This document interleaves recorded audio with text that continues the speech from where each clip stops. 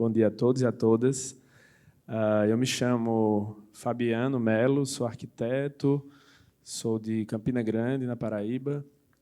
Estou muito feliz de estar aqui hoje. Queria agradecer mais uma vez a todos os envolvidos na organização desse CBA, que tá lindo, está incrível, especialmente ao amigo, colega Rafa Passos, presidente do IAB do Rio Grande do Sul, e ao colega Nivaldo Andrade, presidente nacional do IAB, além de, evidentemente, todos que estão envolvidos. Estou feliz também porque essa é uma mesa especialmente montada com nordestinos. Estou aqui com 2 colegas baianos. Acho que a gente não tinha como ter 2 pessoas mais adequadas e importantes para participar dessa mesa sobre patrimônio. Infelizmente, a colega Paula Maria Vambiene, ela não pôde estar por problemas técnicos de voo. O nosso colega, inclusive, Zulu, teve um probleminha também vindo para cá, de extravio de bagagem. Nossa colega foi mais sério, assim, ela própria foi extraviada e não conseguiu chegar aqui. Mas eu tenho certeza que a mesa vai estar muito bem representada, evidentemente, por nossos 2 colegas, o professor Paulo Ormindo e o colega Zulu Araújo. Eu, além de vice-presidente nacional do IAB, estou aqui também na condição de membro da Comissão Nacional de Incentivo à Cultura, que é um órgão vinculado ao antigo Ministério da Cultura e que opera, analisa e aprova os projetos da famigerada Lei Rouanet, agora denominada Lei de Incentivo à Cultura, e que tem uma bancada também de patrimônio, que o IAB representa os projetos de restauro, além de representantes do ICOMOS e do ICOM, também na parte de museus e de patrimônio material. Então, já para não me alongar, assim, os nossos colegas dispensam apresentações, acho que todo mundo conhece um pouco a história deles. O professor Paulo Ormindo, da Universidade Federal da Bahia, é uma das figuras, um dos personagens mais importantes sobre o tema do restauro e do patrimônio no país. Ele foi professor do arquiteto Zulu Araújo, que foi presidente da Fundação Palmares, e, enfim, tem um longo histórico de contribuição sobre patrimônio imaterial, sobretudo, e é o que ele vai trazer aqui hoje para a gente. Bom, e aí meu papel agora é facilitar um pouco essa conversa. A gente já combinou anteriormente da importância de reservar um tempo para que haja uma interação entre vocês e os nossos debatedores. A minha função aqui é mais intermediar esse processo. E nós vamos fazer falas dos dois colegas e depois a gente, em seguida, já abre para a participação de vocês. Então, a mesa deve durar 1h30. A gente está tentando, com a ausência da nossa colega, dar um pouco mais de tempo para os colegas, mas a ideia é que a gente promova esse debate que eu acho que é tão importante e tão adequado para o momento atual do país. Então, eu gostaria de, inicialmente, passar a palavra para o professor Paulo Ormindo. Bom, em primeiro lugar, eu quero agradecer o convite do IAB Rio Grande do Sul, não só o IAB, como também os órgãos que estão patrocinando esse evento, e inclusive do IAB Nacional, como também do CAL, o nosso colega Luciano ontem mesmo teve e vai se pronunciar, fez, aliás, um pronunciamento muito oportuno, os 2. Bom, eu sou professor e, pelos meus cabelos brancos, estou na compulsória, mas, mesmo assim, eu continuo trabalhando na pós-graduação. Fizemos ainda há cerca de 2 anos um trabalho muito importante, no meu modo de ver, não somente com a colega Márcia Santana, que foi diretora do Departamento de Bens Imateriais do IFAM, e de alunos de mestrado e doutorado na zona do Pelourinho, que foi um enfoque que eu propus e que foi aceito, de mostrar a visão da comunidade mais do que das autoridades, sejam elas municipais, sejam elas dos órgãos de preservação estadual ou federal, porque, normalmente, nós não temos esse depoimento dessas pessoas, que são aquelas que vivem lá dentro. Tá bom. Eu vou mostrar, eu não trouxe nenhuma imagem para mostrar. Eu vou me ater mais especificamente à questão da política do IPHAN e dos órgãos estaduais. Eu tenho uma visão crítica, mas a visão crítica não é necessariamente negativa, pelo contrário, mas é uma visão que tenta mostrar alguns problemas graves que existem a nível institucional. E, mais do que isso, eu vou também querer apontar algumas possíveis soluções para a situação que nós estamos vivendo nesse momento. Bom, eu vou começando. Primeiro, quero fazer uma homenagem à Briane Bica, que foi minha amiga, colega, defensora do patrimônio. Eu tive muito contato com ela, essa coisa toda, e fico muito satisfeito, usando uma palavra pouco usual, folgo em saber que esse congresso tem como subtítulo o nome dela. Bom, existem hoje no Brasil 1.200 bens tombados, materiais, incluindo aí alguns elementos arqueológicos. É um número bem razoável dessa coisa. E nós temos também 68 conjuntos históricos urbanos tombados e mais 14 bens considerados patrimônio da humanidade pela Unesco. A questão dos bens materiais tem seus problemas, mas, de alguma forma, eles estão melhor equacionados. A questão do patrimônio imaterial, eu vou deixar o meu colega e ex-aluno, Zulu, falar, porque ele tem uma militância nesse setor muito maior do que a minha. Ok? Bom, mas o grande problema, eu acho, do patrimônio hoje no Brasil não é os bens isolados e materiais, sejam arqueológicos, sejam arquitetônicos e tal. É a questão dos conjuntos monumentais. Nós temos situações muito graves, por exemplo, em Salvador, em São Luís do Maranhão, mas em cidades que são, na verdade, centros históricos dentro de uma metrópole muito maior, com uma dinâmica muito forte, mas mesmo em cidades menores, como é Cachoeira, como é Lençóis, na Bahia, ou as cidades mineiras, cidades históricas mineiras, agora, inclusive, com esses acidentes que aconteceram lá em Mariana e outros, que são problemas também muito graves. Esses conjuntos afetam milhares de pessoas ou milhares de imóveis que estão compreendidos dentro desse circuito, desses áreas, não é?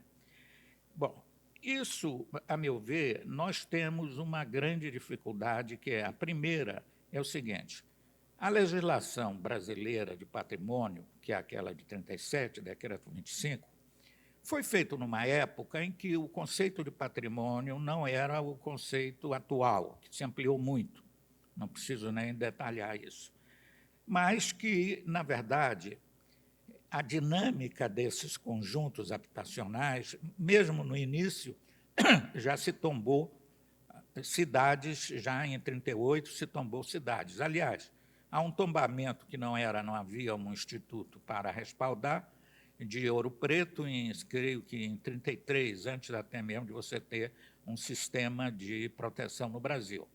Pois é, mas são cidades que têm uma dinâmica muito forte. Nós não temos uma lei específica sobre esses conjuntos urbanos, como tem a França, a Lei Malraux, que é de 62, e de uma série de documentos internacionais, como, por exemplo, a declaração em manuscrito de Amsterdã, que é de 75, que mostram que você só pode preservar esses conjuntos dentro de um planejamento urbano. Primeira coisa, na maioria dos casos, as cidades brasileiras não têm planejamento urbano, pelo menos que possa se dizer que seja um planejamento correto, bem feito e tudo mais. Existem leis, PDDUs e coisa e tal, que são muito mais para regular o mercado imobiliário ou para privilegiar o mercado imobiliário do que mesmo de planejamento. E há mais uma dificuldade no meu modo de entender. Há uma dificuldade de interlocução, seja com o órgão federal, seja com os órgãos estaduais de proteção, com relação ao poder municipal, que tem outros objetivos e assim por diante. E o mais grave, você não pode fazer planejamento sem ter controle de uso do solo. E a legislação federal não permite que o IPHAN ou os órgãos estaduais de proteção possam intervir na questão do uso do solo nessas áreas, que fica da competência exclusiva do município, ok? Eu depois vou falar sobre a possibilidade da gente superar essa dificuldade. E eu acho que tem mais uma outra dificuldade, uma dificuldade de interlocução não só com as autoridades municipais, como uma dificuldade de interlocução com a comunidade desses imóveis que constituem esses conjuntos tombados, ou cidades inteiras tombadas. Já chegou ao absurdo de até tombar um município inteiro, como foi o caso de Porto Seguro, todo o território do município, o que, na verdade, você pode imaginar a dificuldade de gerir isso sem ter o uso do solo para poder computar.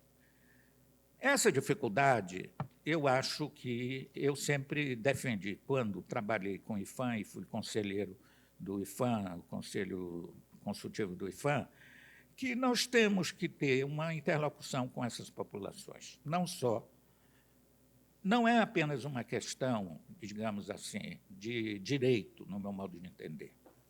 Nós não temos no Brasil, ao contrário de muitos países, França, Itália e tudo mais, linhas de financiamento que permitam, por exemplo, a essas pessoas proprietárias desses imóveis poderem conservar seus imóveis tendo certas isenções ou mais financiamento em condições especiais, como, aliás, você tem linhas de financiamento para privilegiar todo o setor produtivo, para uma série de outras coisas, mas para o patrimônio nós não temos nenhuma legislação especificamente sobre isso.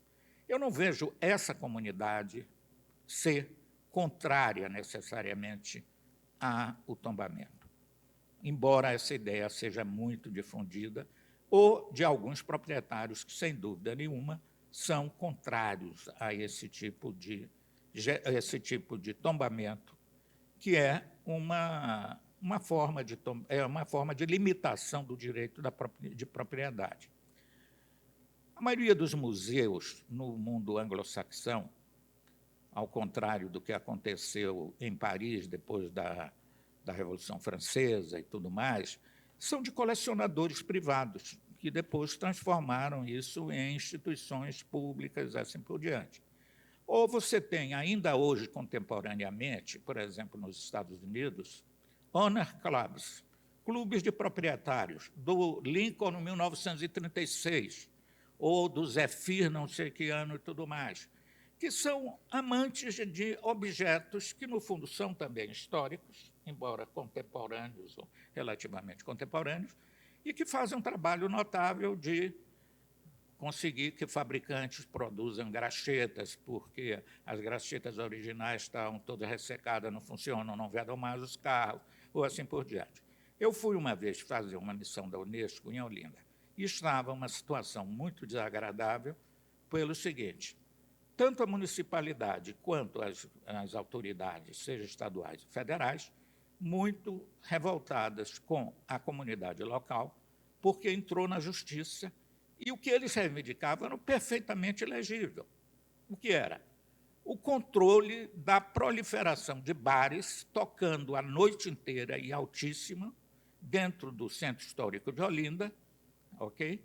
E mais, da circulação de caminhões de limpeza pública pesadíssimo pelas ruas, provocando tremor, essa coisa toda. Tive com as autoridades do Estado, representante do IPHAN, essa coisa toda, para tentar conciliar e dizer, eles não são inimigos, eles fizeram campanhas, conseguiram. Havia 2 associações de moradores. que vamos objetivar mesmo, era uma comunidade muito qualificada, uma série de intelectuais, artistas plásticos do Recife todo, que se refugiaram em Olinda pelas condições de visibilidade, uma área que não era alagada nas grandes enchentes dos dois rios, essa coisa toda, um grande marchand de arte e assim por diante. E eles estavam constituídos e fizeram campanhas de conseguir, por exemplo, fabricantes de tintas, tinta para pintar, essa coisa toda. Tinha um papel positivo, mas essa interlocução, de um modo geral, de parte a parte, é muito difícil, ok? Que eu acho que é um problema de educação ambiental. Não é somente a educação ambiental não é somente chegar na escola primária, secundária e dizer que o patrimônio é importante. É especialmente estabelecer esse diálogo com as autoridades e com a comunidade e assim por diante. Bom, tá bom, mas é isso que eu dizia. Você só pode conservar esses conjuntos realmente tendo uma visão de planejamento dessas áreas e, na verdade, a nossa legislação não permite essa coisa toda.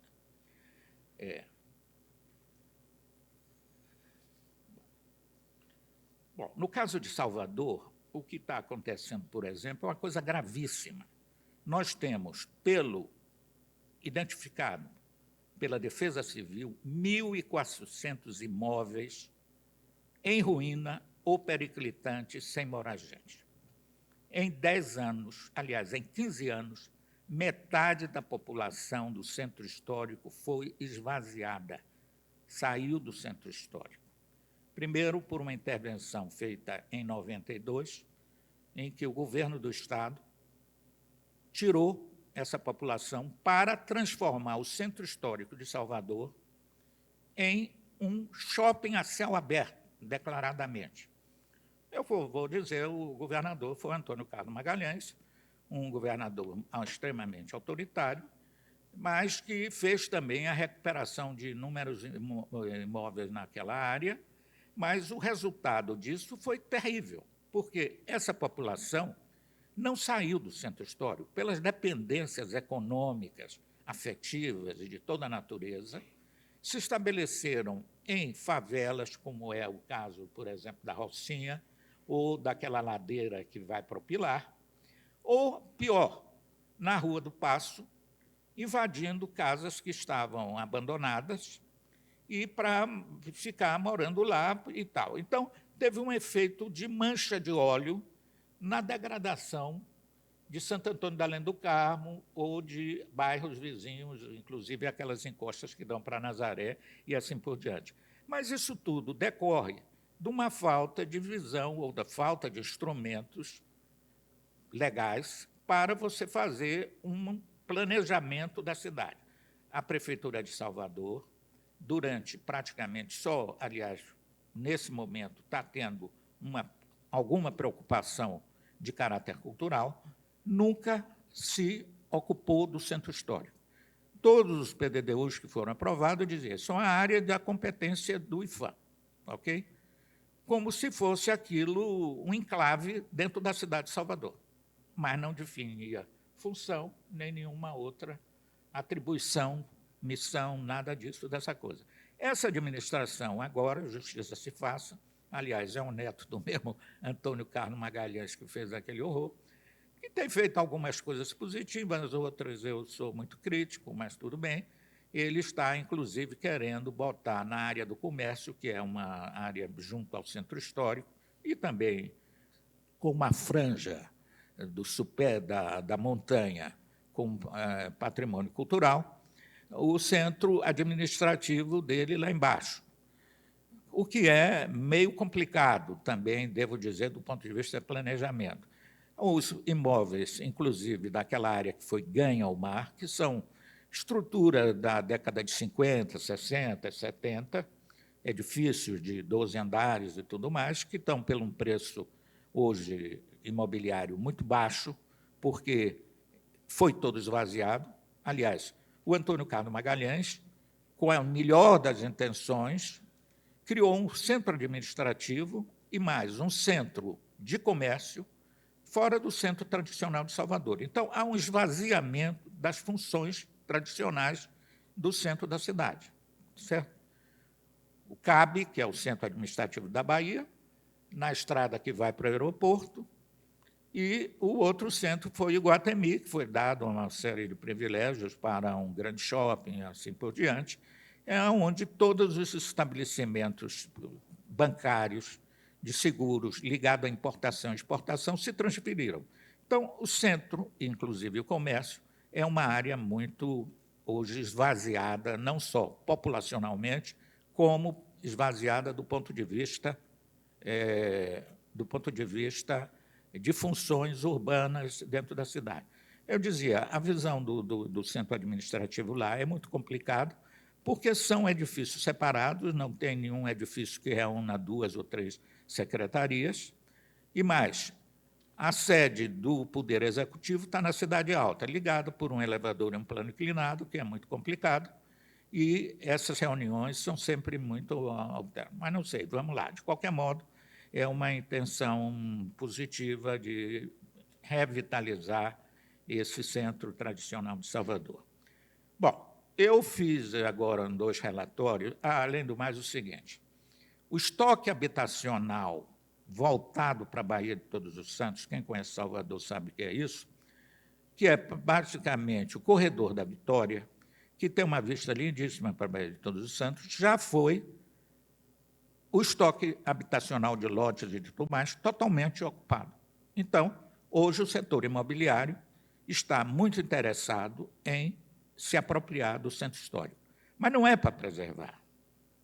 Alguns imóveis foram realmente preservados, 2 grandes hotéis, o Fasano, com alterações e tal, mas vai lá, e também o antigo Palace Hotel, por um outro empresário que está fazendo isso, ok? Mas tem outros investimentos menores, todos eles com arquitetura nova, moderna, porque corresponde aos valores de uma classe média alta que quer morar vendo a cidade, a Baía de Todos os Santos. A parte mais interna do centro histórico não tem esse mesmo privilégio da visão. Por exemplo, nós temos Santo Antônio da Além do Carmo, um lado da rua que é muito valorizado, com uma visão para a Baía de Todos os Santos, e o outro lado que não tem esse privilégio, ou áreas mais internas, mais dificuldade. Então, é o seguinte, e eu posso dizer isso muito claramente, por parte das autoridades municipais, do setor imobiliário, um grande interesse em se apropriar do centro histórico pela condição de privilégio de vista para a Baía de Todos os Santos. Você está vendendo mais do que um monumento, está querendo comprar, é uma vista para a cidade de Salvador. Ok? Tem um grupo também ligado ao Iguatemi, que chegou a comprar 35 edifícios em Santo Antônio do Carmo para fazer um shopping a céu aberto. E não deu resultado, porque não teve resposta mercadológica. Eu, inclusive, entrevistei essa pessoa. Ok? Agora, a classe média baiana perdeu completamente a identidade com o nosso centro histórico. Essa que é a realidade. Os grandes casamentos que se faziam nas belíssimas igrejas barrocas do centro, hoje não se fazem mais lá. Se faz no Cerimonial da Vitória, se faz lá na Água de Meninos, naquela igreja de Água de Meninos, se faz até, eventualmente, menores no centro administrativo, onde tem uma capela muito bonita do Lelé, mas não representa para nada para eles. Quem tem realmente identidade com o centro histórico é a população de origem negra. Primeiro, porque tem raízes muito antigas na área, não só, primeiro, o candomblé foi ali no fundo da Barroquinha, como também de instituições muito ligadas. Primeiro, 2 escolas de capoeira, o Filhos de Gandhi, que é um grupo de carnaval muito antigo lá em Salvador, uma associação dos desvalidos, né? Sociedade de Proteção dos Desvalidos, foi fundado por um escravo alforriado, mas que é de grande população negra. Eles têm realmente uma consciência imensa. Nós identificamos, com esse trabalho que eu me referi, feito com a Márcia Santana, cerca de 30, entrevistamos 22 associações, mas são alguma coisa em torno a 30 e poucos associações de classe. Eles têm uma visão muito clara, muito politizada daquilo, como um território de resistência, como um território muito importante para eles. E mais, o direito, que me parece inteiramente legítimo, de permanecer naquela zona e não ser expulsos daquela zona, como foram em 92, uma grande parte. Há um pequeno episódio em que um grupo desse entrou na justiça, não é? E que conseguiu que fosse feito um TAC, um acordo, um tratado de acordo, em que eles poderiam ficar na zona, na 7ª etapa do Projeto Pelourinho, e ter os seus locais de trabalho feitos. Mas, da mesma forma que você está fazendo a regularização fundiária de áreas tipo favela, eu acho que o centro histórico, essas pessoas têm o direito de permanecer lá. Eu fiz um cálculo seguinte: você tem possibilidade de criar, com essas ruínas e mais, com aqueles imóveis que foram restaurados para fazer, pelo Antônio Carlos Magalhães, o shopping centro a céu aberto, e que os andares de cima, só as lojas são usadas, os andares de cima estão todos vazios, criar 14 mil imóveis, quer dizer, 14 mil coisas. A população que hoje mora lá é de 2.200 pessoas. Você tem perfeitamente, num programa habitacional mais amplo, você poder absorver esse custo. E mais do que isso, eles reivindicam, e eu defendo isso, a possibilidade de você fazer um projeto com assistência técnica de autoconstrução ou de autorrecuperação desses imóveis. Tem mais um problema grave. Os valores da classe média baiana não se adaptam àqueles imóveis que são sobrados, ou casa, a maioria sobrados, aonde você só tem iluminação natural na sala do fundo ou na sala da frente, sala de visitas. Então, foi feita nessa mesma 7ª etapa um projeto em que privilegiaram a Polícia Estadual de aquisição, descontando no salário, de imóveis nessa zona. Esses policiais, nenhum mora lá. Por quê? Não tem um playground para criança, não tem a garagem para botar o carro, você sabe o valor que tem para essa nossa classe média, o carro, né? O carro é um símbolo de classe, então eles não admitem. E o carro se mata. Aliás, tem um caso na Bahia de uma mulher porque passou um motoqueiro, bateu no espelho do carro dela, ela persegue e mata os 2 meninos que são arrebentados, se arrebentam, um casal de 2 irmãos contra um poste, tal. Então, o valor para essa gente é outro. Tá? Então, é o seguinte, essa classe mais baixa não só tem essa consciência, eles são inteiramente favoráveis ao uso, não só habitacional, mas também turístico. Agora, essa é outra divisão importantíssima. Você tem 2 circuitos de turismo. O turismo material, digamos assim, que é o circuito formal das agências de turismo, que levam aquele turista para ver as igrejas, os palácios, isso e aquilo. E tem um outro circuito de turismo, que é o turismo informal, que é fortíssimo. Toda a cultura do Pelourinho é informal e negra. É a capoeira, é o cabelo rastafari, é a pintura, tem inclusive numa delas uma escola de pintura de grafite, tem uma porção de grupos musicais e tudo mais. Então, hoje, há interesse, inclusive, de turistas. Eu tive, por exemplo, um estagiário italiano, e ele ficou empolgado com isso. Como fazer, já aprendeu que é com pau de biriba que se faz o birimbau, e fazia o birimbau, essa coisa toda, e que é um outro circuito. e que essa expulsão dessa população no projeto da maioria dessas populações de classe alta e média vão acabar o Pelourinho. O Pelourinho vai virar, como já em parte virou, um grande cenário, mas sem vida. Você deve ter conhecido, né? Você tinha lá, por exemplo, uma porção de grupos de fabricantes de instrumentos musicais, você tinha alfaiates, essa coisa, foi todo mundo já expulso e tudo mais. Mas ainda resta. Ok, vamos lá. Ok. Aí eu vou falar de algumas questões que aí também já sei que posso ser criticado. A Constituição de 88 criou 2 artigos importantíssimos, o 215 e o 216. Não foi por acaso. Eu estava no conselho do IFAM e Modesto Carvalhosa, que era também membro, em um ano antes, criou uma comissão, Augusto Silva Teles, eu, uma série de outras pessoas, para criar sugestões no que se refere à questão de cultura e de patrimônio para a Constituinte. Ok? E o resultado disso é que a Constituição estabeleceu uma série de elementos como instrumentos de proteção e que não foram regulamentados. Apenas um foi regulamentado, foi muito importante, que é a questão do patrimônio imaterial. Com o decreto 3.551, salvo engano, do ano 2000, né? 2000, e depois o estabelecimento de uma divisão de patrimônio imaterial, que a Márcia Santana foi a primeira gestora, para administrar esses bens. Ok?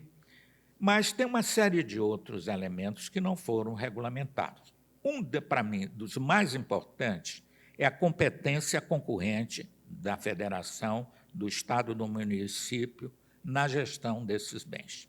Isso permitiria, e não está de maneira nenhuma regulamentado, inclusive eu não sei como se comporta, áreas que foram tombadas pelo Estado e que depois foram tombadas pela União. Quem é que julga isso? Quem é que tem realmente a palavra? Mas não é isso. Essa possibilidade nos facilitaria a possibilidade dos órgãos de preservação, seja o federal, seja o estadual, poder intervir no uso do solo dessas áreas. Ok? Isso é fundamental numa gestão desses conjuntos de bens urbanos de caráter histórico e assim por diante. Uma outra questão, e foi minha sugestão, a inclusão do inventário como um instrumento de proteção. Ok? Eu tinha feito aquele inventário de Salvador, ou de Salvador não, da Bahia, todo mundo conhece, ou a maioria conhece e tudo mais. Mas o que eu estou propondo, o que eu propunha naquela época, era o seguinte: você criar um instrumento de proteção para bens que não são excepcionais, porque esses já estão todos tombados. É para a casa, conjuntos de casa, conjuntos não só de centro histórico, ou mesmo isolados, que têm um valor cultural, mas são reiterativos, e que você tem muito maior flexibilidade de conciliar usos do solo com esses imóveis. Já entendeu?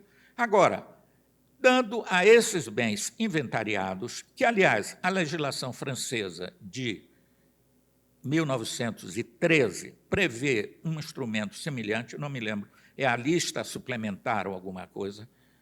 Foi feito, pouco depois da Revolução Francesa, o tombamento dos grandes monumentos, das igrejas, dos palácios, daquela coisa toda, os excepcionais. Mas depois eles sentiram necessidade de poder fazer também a proteção. Então, isso é uma lista complementar. O inventário seria um instrumento que teria maior flexibilidade do que o tombamento. Ok? A palavra tombamento, que inclusive é objeto de ridículo, é uma palavra arcaica, que nem no português atual se usa, ok? Que significa a torre do tombo, está compreendendo? O registro imutável da história do passado, ok? Aliás, eu tenho uma teoria, vou aqui expor, já mandei para o IFAM para publicar, é o seguinte: o projeto do IFAM que foi originalmente do Mário... Hein? Do Mário de Andrade, foi posto à parte. O que prevaleceu na formação do patrimônio foram as ideias de Gilberto Freire, da Casa Grande Senzala. E eu mostro o seguinte, era o quê? Era a sociedade patriarcal. A Casa Grande, a capela, a favela, o mucambo, é essa visão do bem material da Casa Grande Senzala. Quando o Gilberto Freire publica a Casa Grande Senzala, tanto o doutor Rodrigo quanto o Carlos Drummond de Andrade, como a cúpula do IFAM todo, faz os maiores elogios àquilo. O Afonso Arinos, que era primo e foi consultor do IFAM, essa tudo mais, uma coisa então. Então, a ideia que prevalece é a ideia de Gilberto Freire, da sociedade patriarcal.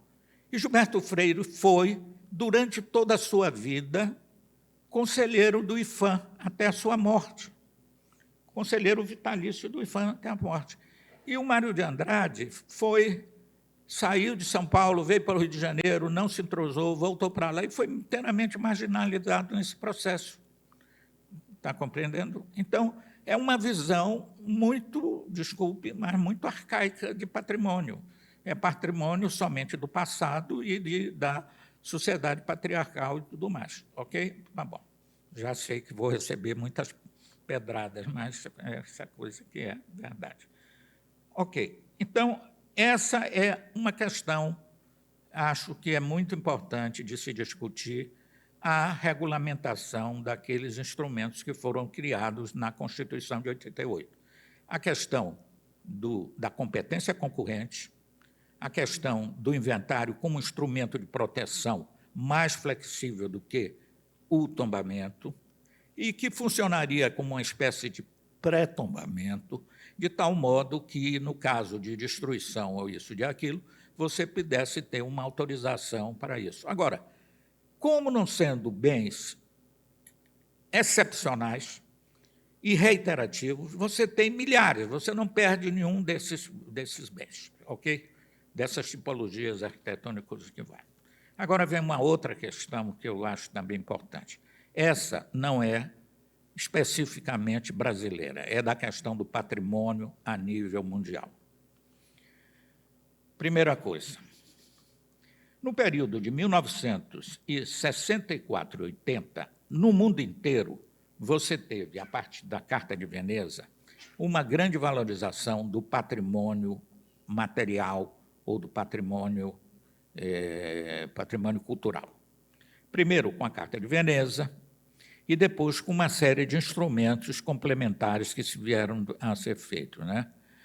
As normas de Quito, que são de 67, depois, no Brasil, aqueles compromissos de Brasília, de Salvador, 70 e 71, o Programa das Cidades Históricas, que foi muito importante, e todo esse período, o grande reformador do IFAM foi o Renato Sueiro. Foi o grande reformador do IFAM, foi o Renato Sueiro. Eu tenho defendido isso em uma série de textos, ok? Pois é, Programa das Cidades Históricas e depois a Convenção do Patrimônio Mundial, de 72, já citei aqui o Manifesto de Amsterdã e a Carta de Washington, que são de 87, e assim por diante. A partir da década de 90, o interesse público e mundial se volta para a questão ambiental. Então, você tem o Rio 92, o Rio mais 10, que é 2002, o Rio mais 20, que é 2012, e a Convenção do Meio Ambiente, que seria realizada e que esse governo não permitiu que fosse feita no Brasil. Ok? Então, e mais, movimentos no mundo inteiro de marchas, e que é muito interessante, que tem a mobilização da população mais jovem, né? A Greta, lá da Suécia, agora, tal, é o futuro dessa população. Então, o que é que eu acho? nós temos que mudar essa visão que nós viemos trabalhando de patrimônio cultural como uma coisa isolada, ou muito isolada, da questão ambiental urbana. De que forma? Nós temos um patrimônio ambiental urbano que é importantíssimo, ou tão importante quanto o ambiente natural intocado pelo homem, da floresta amazônica e tudo mais. Nós temos que trabalhar sobre esse conceito de um patrimônio, já entendeu, ambiental, que inclua o patrimônio urbano de caráter histórico. Agora, compreendendo não só a questão ambiental, como a questão social, como uma série de outras questões que estão envolvidas. Você tem, a Unesco tem feito, o Rio de Janeiro foi a primeira, um primeiro tombamento da paisagem, a paisagem cultural natural do Rio de Janeiro. Ok? Só que essa visão da paisagem no meu modo de entender, há uma visão ainda decorrente daquela tradição inglesa dos paisagistas, dos pintores paisagistas. É um valor estético, mas não é a visão, que eu acho que é a que deveria se adotar, dos geógrafos, do que é paisagem. Paisagem, para geógrafo, é uma coisa que inclui a questão social, que inclui uma série de outras questões, a questão urbana, a questão disso tudo mais, para que se possa trabalhar a paisagem não apenas como uma visão estética, exclusivamente estética. Eu acho que essa é. Aí nós temos mais uma questão. As Nações Unidas, ou, aliás, a Unesco, cria esse conceito de paisagem cultural. A paisagem cultural não tem, no Decreto 25, nenhum respaldo. Ok? Bom, se fala de bens naturais, se fala dessa coisa muito genericamente, mas é muito diferente. Inclusive, como lidar com isso? Eu tive lá em Belo Horizonte, numa reunião, e o tombamento do rio como paisagem criou situações muito complicadas. Primeiro, o entorno não é mais a volta, é o interior. Você privilegia o Corcovado, Pão de Açúcar, isso e aquilo, e o entorno disso é o que está dentro, não é o que está fora, como tradicionalmente você vinha trabalhando. Entendeu? Quer dizer, não é que não é que esteja incorreto, mas nós não temos instrumentos para trabalhar com isso. E, demais, além do mais, nós ficamos com a seguinte questão. Se nós tivéssemos esse tombamento, nós não teríamos nem Corcovado, nem Pão de Açúcar. Ok? Ou, na Bahia, não teríamos também o elevador Lacerda, que depois foi tombado. Todos esses bens acabaram sendo tombados, mas no momento que você tinha realmente a possibilidade de fazer isso sem passar pelo crivo de uma burocracia que é naturalmente muito defensiva e que não quer aprovar nada que possa ser contestado ou ele ser recriminado. Daí que você tem uma cidade como Ouro Preto, que talvez hoje 70% sejam pastiches imitando o tradicional, porque você diz, veja aquela casinha, faça igual. Aliás, o Flávio Casalandi mostrou o seguinte, uma casa que tem porta e janela, mas é uma garagem, abre, bascula para entrar o carro, e coisas absurdas, está compreendendo? E tal, ok? Bom, essa é a posição minha pessoal de, sei lá, quantos anos trabalho com esse patrimônio, e que acho que nós temos que discutir aqui nessa coisa. A questão dos bens imateriais, o meu colega Zulu Araújo vai falar melhor do que eu. Muito obrigado.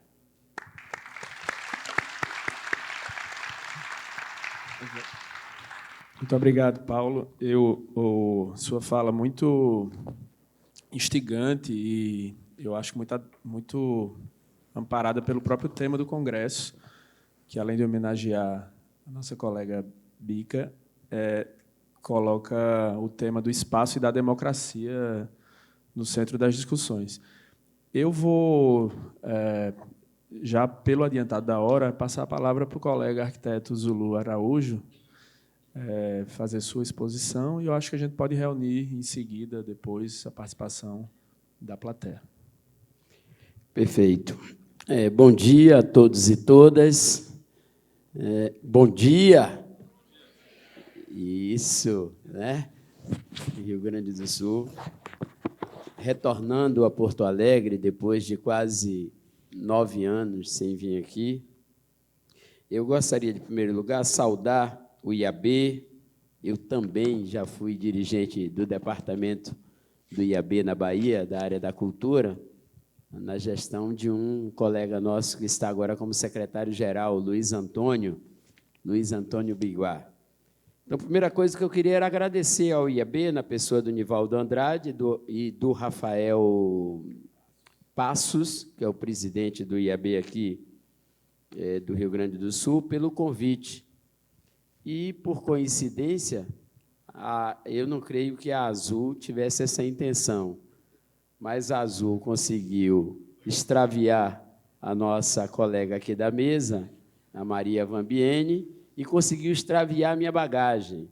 Então, eu estou aqui azul de raiva, certo?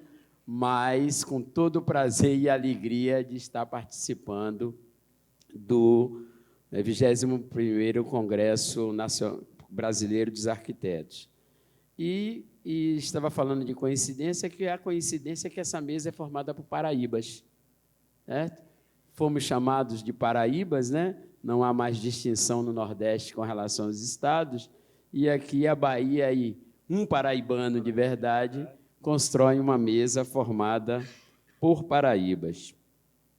E, a partir daí, é que eu começo minha fala. Eu acho que o tema que o IAB e o Congresso está tratando, ele é extremamente importante para o momento que a gente está vivendo e para o tema que nós estamos tratando aqui, Paulo Armindo. Espaço e democracia são fundamentais para que a gente possa construir qualquer proteção ao patrimônio, qualquer uma, seja de que ordem for, seja do ponto de vista legislativo, do ponto de vista do executivo, do ponto de vista arquitetônico propriamente dito. Se a gente não tiver a preservação, o cuidado com o espaço e com as relações democráticas que esses espaços podem possibilitar, dificilmente nós teremos sucesso, seja no apoio e fomento à cultura, na memória e na proteção do patrimônio cultural nosso. O meu nome é Zulu Araújo. Minha trajetória, apesar de ser arquiteto, ela não se dá enquanto arquiteto na acepção da palavra, ou seja, eu nem fui um homem da prancheta, coisas do século passado, não é, professor? Nem sou do AutoCAD. Eu trabalhei muito mais no campo da cultura. E exatamente por isso é que eu terminei por me dedicar à área do patrimônio imaterial.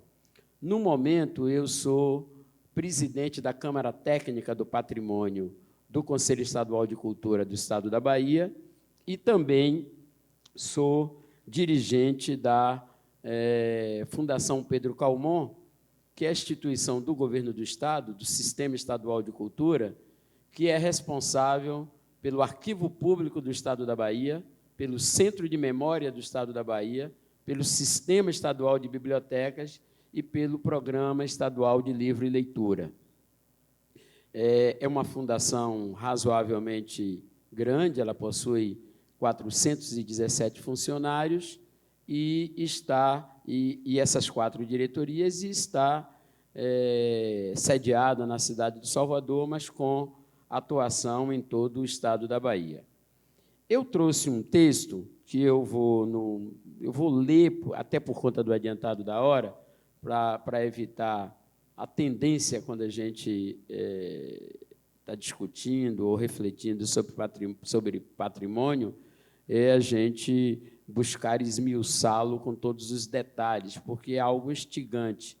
Mas eu gostaria de, até para cumprir com o tempo, de ler aqui um texto que eu fiz para que pudesse ficar mais clara a minha exposição.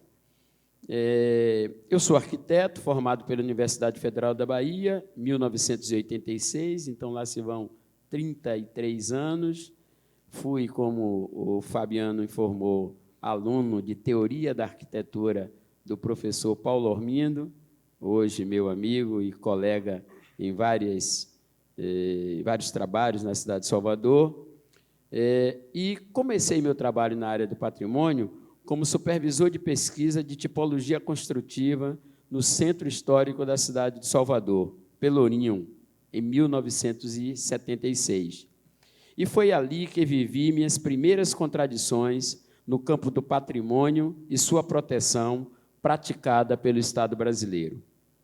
Embora o local fosse conhecido mundialmente como Pelourinho, local de suplício e castigo dos escravizados ao longo de anos na cidade de Salvador, o que nós, na época, estudantes de arquitetura, pesquisávamos e o que se buscava preservar era o patrimônio de pedra e cal, construído pela elite colonial e, mais particularmente, os seus templos religiosos de origem católica. Militante que era do movimento estudantil de então, me surpreendi mais ainda com o volume de recursos, mais de 90% dos recursos do IPAC, da época, que era a Fundação do Patrimônio, que era destinado para os templos da Igreja Católica, como se aquilo fosse algo de todos e uma obrigação do Estado. O professor Paulo Ormindo disse anteriormente que o patrimônio de pedra e cal não tem tantas dificuldades no Brasil, embora também sofra com as consequências do que temos aí hoje. Hoje, dirijo a Fundação Pedro Calmon, instituição responsável, como disse anteriormente, pelo Sistema Estadual de Bibliotecas, pela Biblioteca Central do Estado da Bahia, que tem 208 anos de existência, tendo sido a primeira biblioteca pública da América Latina. E também o Arquivo Público do Estado da Bahia, que, com seus 129 anos de existência, contém a memória do período colonial brasileiro. Lá, por exemplo, o local onde está situado o Arquivo Público do Estado da Bahia, o projeto é de 1551. Hoje, inclusive, está passando por uma intervenção da ordem de 3 milhões de reais num convênio com o IFAM, com o Instituto do Patrimônio Histórico. Ao longo da minha vida profissional, exerci pouco a função de arquiteto na acepção da palavra, mas como aprendi com os mestres da Escola de Arquitetura, dentre eles o professor Paulo Ormindo, que está aqui ao meu lado, de que arquitetura é luz, ou seja, a arquitetura onde existe a vida, eu vivi, ou melhor dizendo, sobrevivi. Nos últimos 30 anos, tenho trabalhado diretamente com o campo da cultura. A maior parte desse tempo, dediquei-me à cultura negra brasileira, inicialmente fazendo parte da entidade negra mais importante criada no Brasil nos últimos 40 anos, que é o Grupo Cultural Olodum. Lá, como diretor de cultura, desenvolvi projetos, realizei eventos, proferi centenas de palestras mundo afora e corri mundo, em particular o mundo europeu, sempre defendendo o legado civilizatório produzido pelos descendentes de africanos no Brasil e, particularmente, na Bahia. Durante 8 anos, tive a honra e o prazer de ser dirigente da Fundação Cultural Palmares, primeiro como diretor de estudos e pesquisas e, posteriormente, presidente nas gestões dos ministros Gilberto Gil e Juca Ferreira. Neste período, estive aqui no Rio Grande do Sul, tratando do patrimônio cultural afro-brasileiro e de sua proteção, em particular dos lanceiros negros e o massacre de Porongos, episódio dos mais nefastos da história brasileira e quase desconhecido, protagonizado por Davi Canabarro, um dos chefes da Farroupilha, e o comandante do Exército do Brasil de então, Duque de Caxias, onde centenas de negros, após sofrerem uma emboscada, num acordo feito entre as lideranças da Farroupilha, daqui do estado do Rio Grande do Sul, com o Exército Imperial, 1.100 deles foram assassinados no Morro Alto, em Porongos, e que isso não consta da chamada história oficial brasileira. E aí vale o detalhe, quando eu estive aqui, a gente queria fazer um memorial dos lanceiros negros. E aí isso nos remete de como, aliás, está aqui, inclusive, uma das... Se eu não me engano, você era superintendente do IFAM na época aqui, não é isso?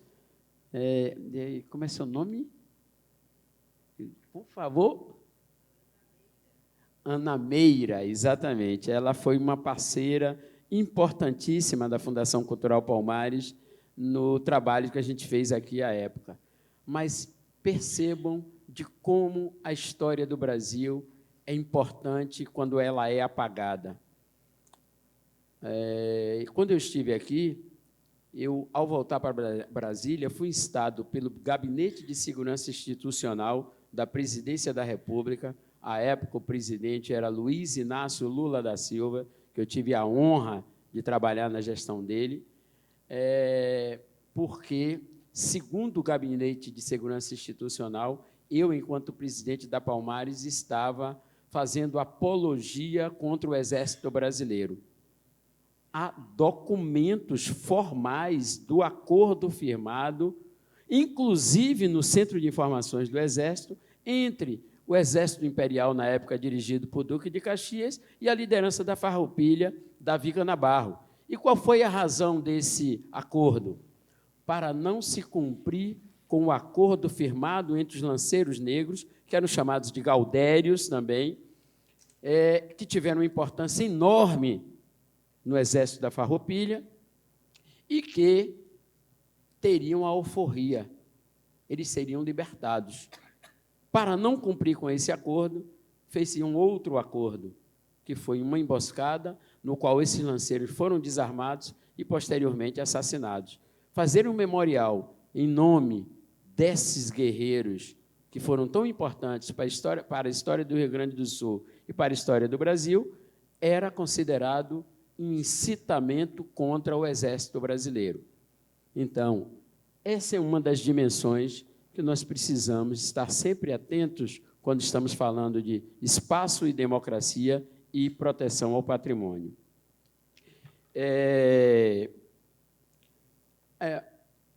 Todos sabem, desculpa, e foi nessa lida que descobri o apagamento histórico de que somos vítimas e que faz na nossa memória algo excepcionalmente seletiva.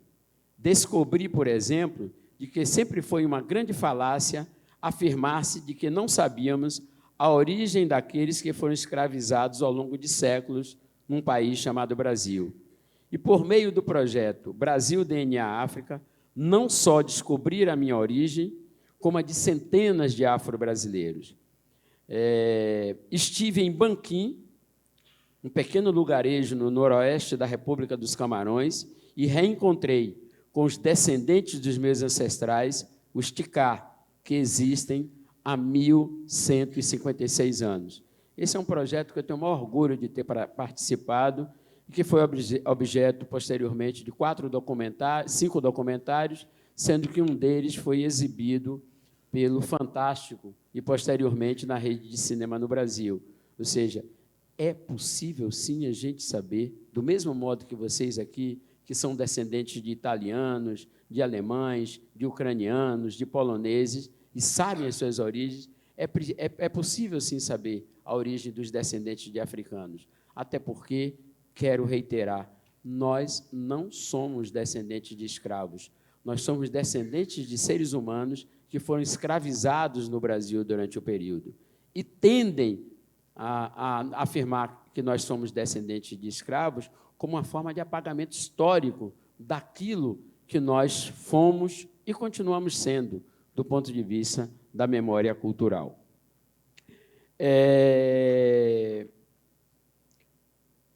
Todos sabem que memória é a capacidade que o ser humano possui de adquirir, armazenar e evocar informações disponíveis, seja no cérebro, a chamada memória biológica, seja em dispositivos tecnológicos, a chamada memória artificial. Do mesmo modo, todo mundo aqui também já ouviu falar que brasileiro tem memória curta, evocando a facilidade com que os brasileiros esquecem de fatos importantes e significativos de nossa história. Aparentemente, ter a memória curta é algo natural e que está na gênese do ser brasileiro, chegando mesmo a ser objeto do folclore e da singularidade do ser brasileiro, sendo muitas vezes utilizadas como a justificativa para que muito da nossa história tenha sido esquecida, ignorada ou simplesmente apagada na nossa memória. Mas, em verdade, não é nada disso. Essa tal de memória curta que o brasileiro possui não é nem nunca foi algo natural, mas sim construído de forma meticulosa durante séculos e séculos, com o objetivo claro de esconder parte da história que o Brasil viveu durante mais de 300 anos. Refiro-me à escravidão, que ceifou a vida de milhares de africanos, tirou a liberdade e a dignidade de milhões e relegou à miséria, à discriminação e à exclusão outras tantas dezenas de milhões de pessoas que sofrem as consequências nefastas desse crime de lesa humanidade até os dias atuais. Quem viu ontem a palestra de Maricato, de Hermínia Maricato, eu me lembro de Hermínia ainda quando Zezéu Ribeiro, um grande companheiro, arquiteto, que também foi do IAB, foi quem me apresentou a Hermínia Maricato há mais de 30 anos atrás, e ela revelou com uma clareza, ontem na palestra que ela fez de abertura, de como a escravidão é estruturante na concepção do espaço público e do espaço urbano brasileiro. Ela mostrou, através dos mapas, das pesquisas que ela tem realizado, de como as manchas espaciais expressam essa desigualdade e essa estrutura social brasileira do ponto de vista espacial. Então, eu me senti extremamente contemplado com aquela fala de Hermínia Maricato ontem. Uma dessas consequências foi o apagamento de boa parte daquilo que constituiu a luta, a resistência e o legado, e que, evidentemente, se constitui num patrimônio cultural valioso, mas que foi solenemente ignorado. Sabemos todos que memória não é algo individual, sem maiores interesses ou sem grande importância para a vida das pessoas. Memória é, na verdade, a capacidade de conectar pedaços da nossa história e de, através delas, encontrar as razões para tantas idiosincrasias ocorridas na formação histórica do nosso povo. Assim como também serve para gerar novas ideias e ajudar os países, as comunidades e as pessoas a tomarem decisões que levem a humanidade a um patamar melhor do que viveram os nossos antepassados. Portanto, ter viva e conhecer profundamente a memória da escravidão deve nos servir não para a lamentação ou o vitimismo, mas para que não se repita os horrores de que nossos ancestrais foram vítimas, assim como para nos ensinar que igualdade, fraternidade e liberdade são bens fundamentais para qualquer ser humano em qualquer parte do planeta Terra, e que essas três dimensões que caracterizam os direitos humanos nos dias atuais só se realizam de forma plena se tivermos a democracia plena e a cidadania plenamente assegurada. O esquecimento, portanto, também tem sido uma estratégia política utilizada em determinados períodos. E esses exemplos são importantes porque eles nos mostram que as associações entre memória, autonomia, liberdade, por um lado, e esquecimento e autoritarismo, por outro, não podem ser ignoradas. Por isto mesmo, o apagamento histórico do qual o Brasil foi vítima precisa ser enfrentado.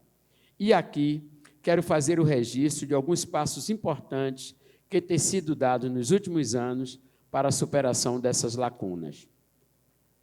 Se admitimos que cultura é tudo aquilo que é produzido pelo ser humano e que a mesma possui dimensões simbólicas, econômicas e cidadãs, estaremos trabalhando com os conceitos que nortearam as políticas públicas de cultura no Brasil nos últimos 15 anos e que deu resultados extremamente positivos. Refiro-me às gestões dos ministros Gilberto Gil e Juca Ferreira, com quem tive a honra de trabalhar quando fui diretor e presidente da Fundação Cultural Palmares, instituição responsável pela preservação, valorização e difusão das manifestações culturais de origem negra no Brasil. Trabalhar com o conceito de cultura e de sua centralidade na América Latina, e mais ainda no Brasil, exige uma atenção especial, até porque há uma verdadeira revolução do pensamento humano em relação à noção de cultura.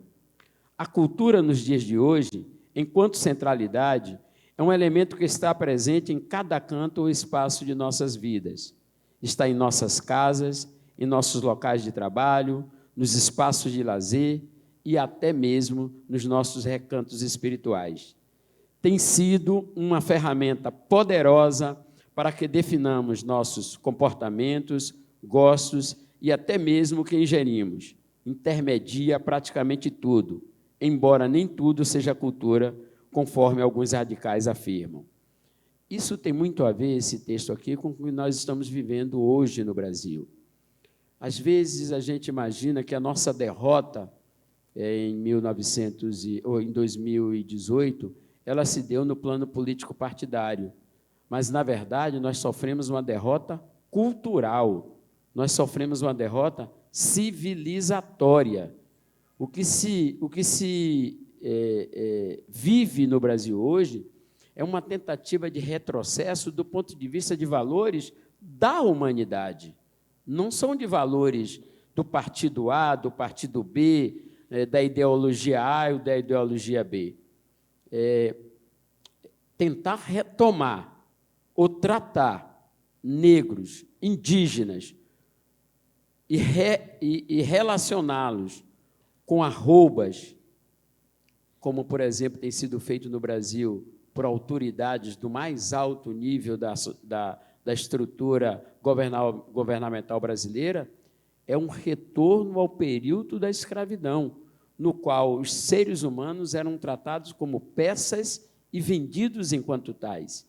E é assim que uma parte das autoridades brasileiras tem tratado a nossa sociedade e, por consequência, as políticas públicas a que essa sociedade tem direito, em particular, a política pública de cultura. E, dizendo isso, eu gostaria de ler aqui para vocês um texto que foi dito por Gilberto Gil, quando ele tomou posse no ano de 2003, 1º de janeiro de 2003. E isso diz muito do que nós precisamos, digamos, entender para poder cumprir bem com a nossa missão de proteção enquanto arquitetos, enquanto homens e mulheres de cultura, com a proteção ao patrimônio cultural. Os vínculos entre o conceito erudito de folclore e a discriminação cultural são mais do que estreitos, afirmou Gilberto Gil no seu discurso de posse em 2003. E disse mais: folclore é tudo aquilo que, não se enquadrando por sua antiguidade no panorama da cultura de massa, é produzido por gente inculta, por primitivos contemporâneos, como uma espécie de enclave simbólico historicamente atrasado no mundo atual.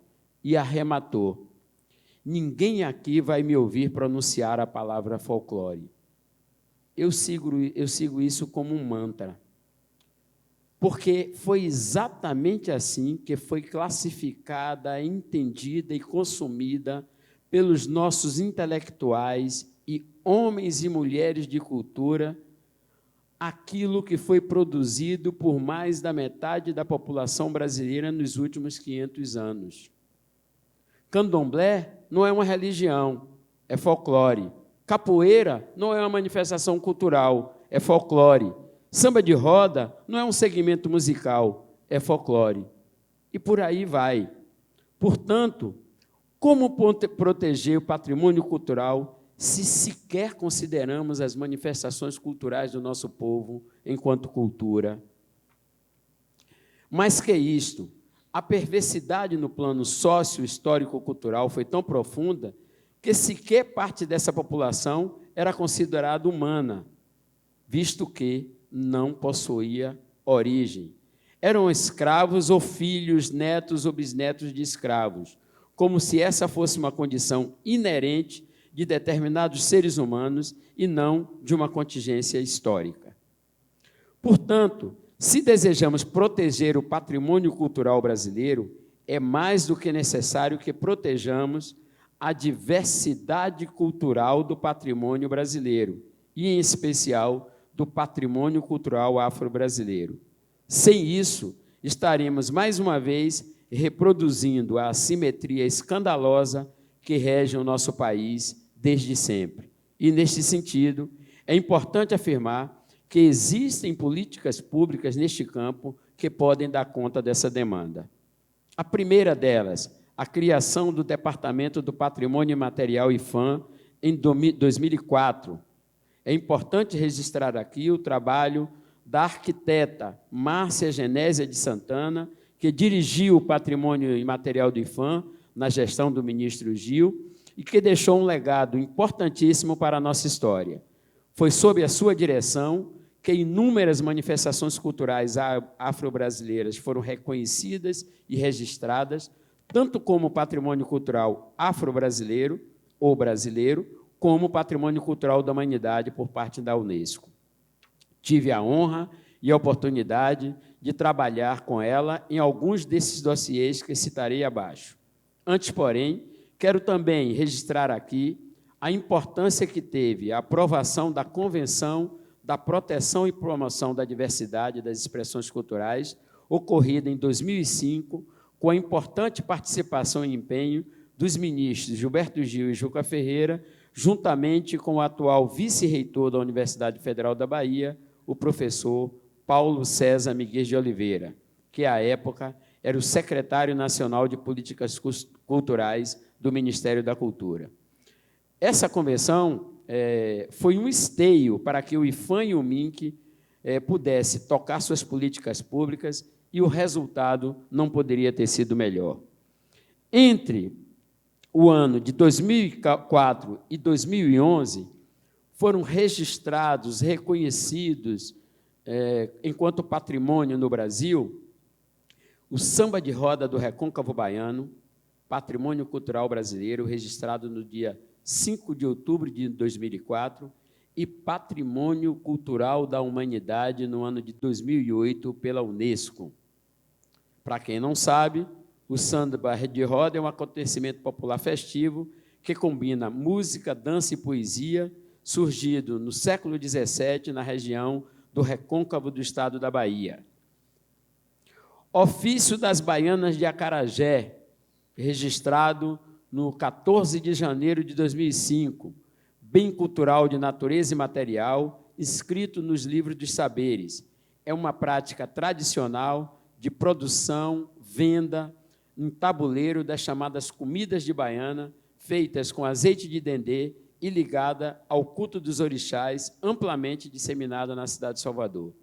Além disso, tem outro dado importante.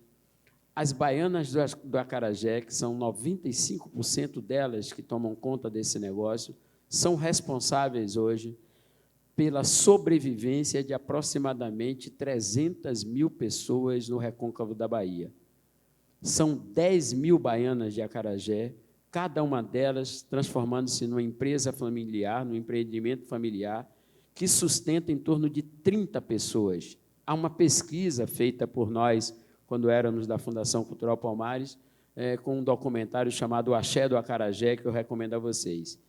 Agora, a curiosidade maior, a Igreja Universal do Reino de Deus está tentando tomar esse espaço, criando a seguinte expressão, que está sendo muito difundida na cidade de Salvador hoje, que acarajé não é acarajé é o bolinho de Cristo, ou o bolinho de Jesus, e que, para tanto, eles estão criando cooperativas para a venda do acarajé nos pontos onde as baianas do acarajé vendem tradicionalmente.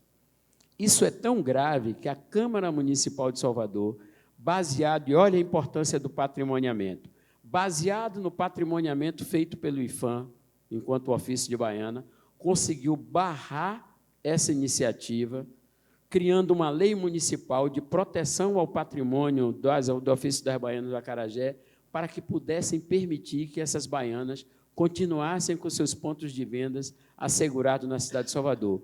Porque os vereadores evangélicos da Câmara Municipal estavam reivindicando que se fizesse licitação para a ocupação dos pontos das baianas do acarajé e que essas licitações pudessem participar as cooperativas. Cooperativas essas que eram da Igreja Universal do Reino de Deus.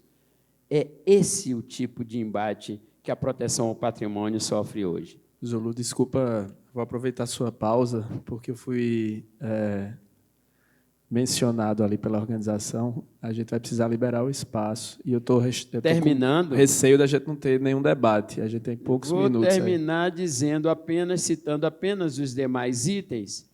Você tem a Feira de Caruaru, 20 de dezembro de 2006, o frevo, que tem origem na capoeira, 28 de fevereiro de 2007, o tambor de crioula no Maranhão, 20 de novembro de 2007, ofício dos mestres de capoeira, 21 de outubro de 2008, roda de capoeira, 21 de outubro de 2008,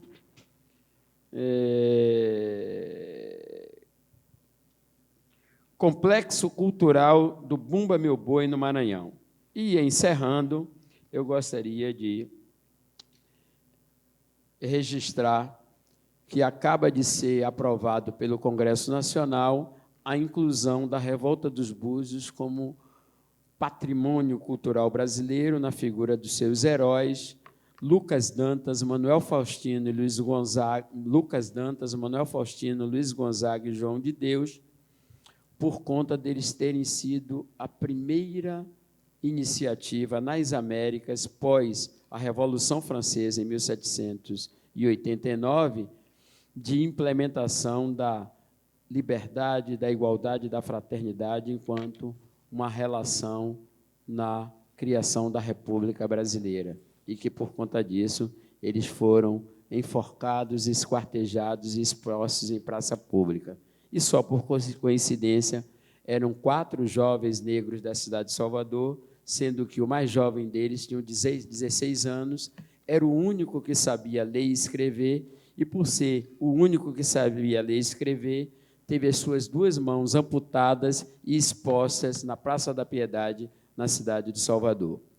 Este é um pouco, melhor dizendo, do trabalho que eu tenho participado, acompanhado, no sentido de buscar a proteção, antes da proteção, o reconhecimento de um patrimônio cultural imaterial gerado, produzido por mais da metade da população brasileira e que, lamentavelmente, não foi reconhecido ao longo da nossa história, porque preferimos fazer a opção de reconhecer a história exclusivamente dos vencedores. E os vencedores no Brasil foram os escravocratas. São eles que dominaram esse país ao longo de 386 anos e continuam dominando em grande medida com as estruturas da nossa sociedade.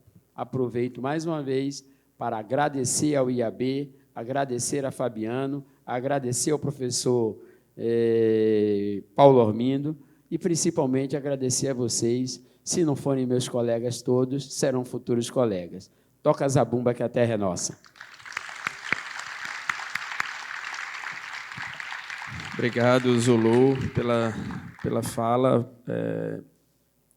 Bom, gente, eu acho que essa é uma das mesas que vai dar suporte para...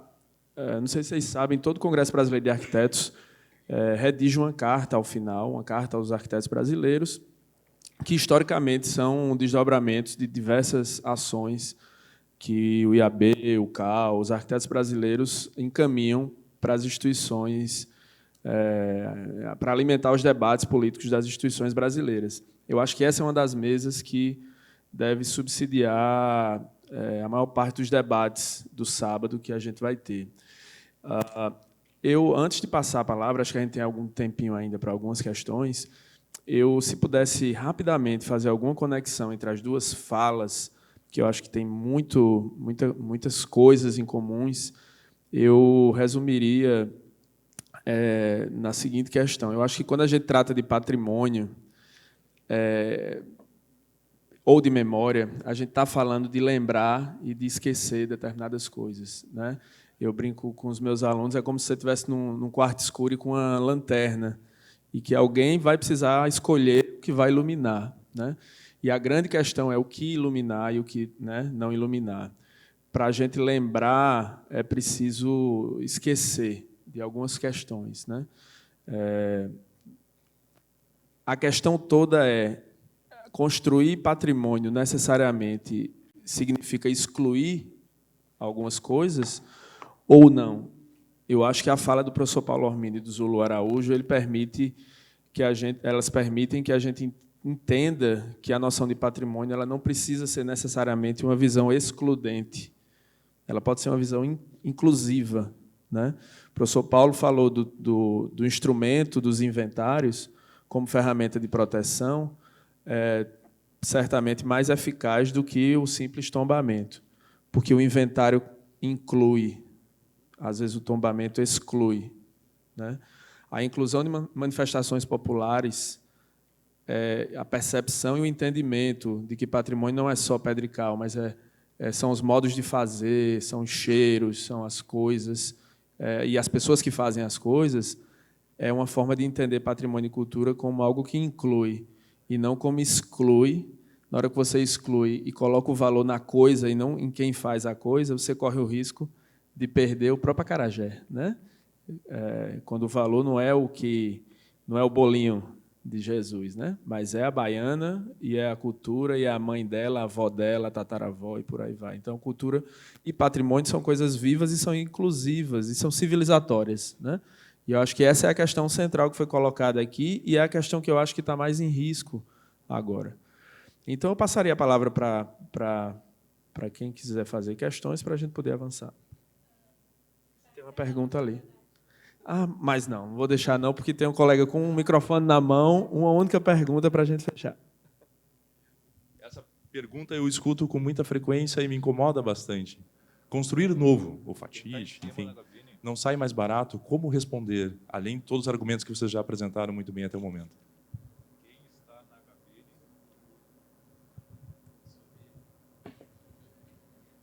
Você podia responder, porque eu não ouvia bem. Com a idade, a gente não ouve bem. Sem o microfone, não dá. Tranquilo, vamos lá. Uma pergunta que eu ouço com muita frequência, que me inquieta, e vocês já me deram bastante argumentos, mas, enfim, ainda reforçando ainda mais a argumentação, uma pergunta que incomoda é: fazer novo, falando de pedra e cal, falando de espaços edificados, não sai mais barato? Como contra-argumentar isso? Como rebater essa afirmação? Fazer o novo. Bom, esse é um tema que está sendo muito discutido de uma série de arquitetos contemporâneos que têm interferido nessa coisa toda, na coisa. Há quem diga, inclusive, o professor Cabanara e tudo mais, que a essência hoje da arquitetura contemporânea é a intervenção nos monumentos, respeitando essa coisa toda. O que eu quero chamar a atenção é o seguinte: o projeto de Mário de Andrade era um projeto voltado para a contemporaneidade, para as expressões, para essa coisa toda. O projeto que prevaleceu foi o projeto de Gilberto Freire, voltado para o passado, exclusivamente para o passado. É importante manter o passado, mas isso só foi, de alguma forma, corrigido com esse decreto 3.551, que deu um pouco mais de espaço para a cultura contemporânea, não apenas das minorias, mas também para outras manifestações, inclusive do contemporâneo. A grande dificuldade é a falta de perspectiva histórica. A gente não sabe, muitas vezes, o que realmente vai perdurar ou o que realmente não perdura dentro da cultura. Então, por exemplo, o tombamento de algumas coisas. O doutor Rodrigo, por exemplo, ele tombou no IFAM o aterro da Glória, no Rio de Janeiro, antes dele estar sendo feito, só no projeto. Projeto que incluía o Burle Marx, outros arquitetos que interviram naquele projeto. Projeto notável, mas era uma visão realmente muito avançada para a época, essa coisa, né? Pois é, eu acho que nós temos que compreender a cultura não apenas o patrimônio apenas como passado, é também o presente, o que é que está se fazendo hoje, essa coisa toda. Agora, com a dificuldade metodológica da gente saber o que realmente pode ser consagrado pela cultura, ok? E eu tenho muita preocupação também com o fato da gente estar, de alguma forma, eliminando a possibilidade da criação, não é? É como eu disse o seguinte: o Rio de Janeiro, se tivesse uma lei dessa, não teria nenhum corcovado, nem um pão de açúcar, nem os elementos que depois foram tombados. Ou, na Bahia, o elevador Lacerda. Jamais seria permitido fazer o elevador Lacerda na Bahia. Hoje está tombado, ok? Então, a gente precisa ter muito cuidado nessa coisa, não é? Especialmente porque a burocracia, como eu disse, ela tende a ser muito autodefensiva. Ela só aprova aquilo que realmente não possa ser contestado por outros setores da cultura. Você permitiu isso. É preciso ter coragem para fazer isso. Não sei se lhe respondi. É um pouco. Eu lamento que eu me excedi na minha fala, de tal modo que ficou muito pouco espaço para debate de questões muito oportunas. Bom, gente, me desculpando com a organização por ter passado um pouco da hora e me desculpando com vocês também por não termos conseguido avançar no debate. Eu agradeço a presença de todos, especialmente do Zulu e do professor Paulo. Obrigado, gente.